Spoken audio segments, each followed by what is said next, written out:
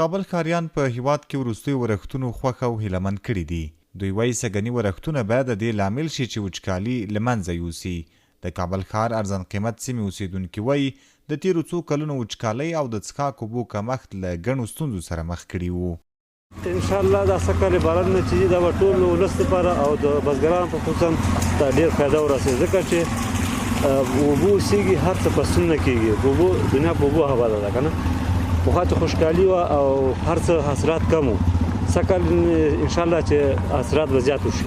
دلته تقریبا 25 متره څاګانې وچې شوې وې، نو هغې نه بعد بیا خلکو 100 متره څاه ووهلې، نو 100 کې مو اوبه نه ورکولې. بعضې مشکلات دا وو چې اوبه پکې نه وې. مخکې له دې چې بارانونه نه وو، موږ ډېر سختو مشکلاتو سره مخامخ وو. ګردونه وو، همدارنګه د اوبو سویه ډېره کمه شوې وه. اوس الحمدلله بارانونه ډېر دي، په کافي اندازه باندې بارانونه وشو. دې سره په هیواد کې مثبت بدلونونه هم راتللی شي، لکه اوبو سویه هم ښه کېدلی شي. دلته موږ ډېر زیاتو مشکلاتو د اوبو سره مخامخ وو. اوس الحمدلله اوبه هم صحیح شوي.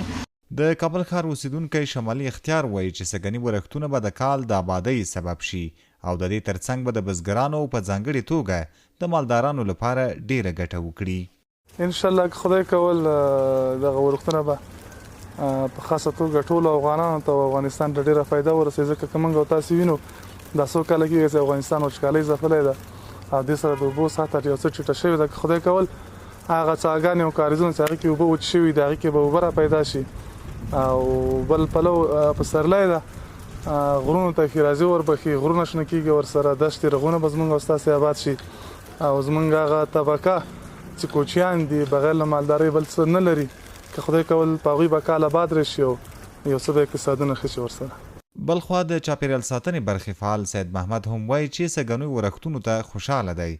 نوموړی زیاتوي که څه هم چې افغانستان د اقلیمي بدلون له سختو اغیزو سره مخ دی، نو ممکن په راتلونکو کلونو کې کم ورښتونه وشي. د اوبو نشتوالی دا یو خپله یو فاجعه ده چې په یو هیواد کې که اوسېږي کولی شي چې کرنیز محصولات هم له منځه ویسي او مالداري هم له منځه ویسي.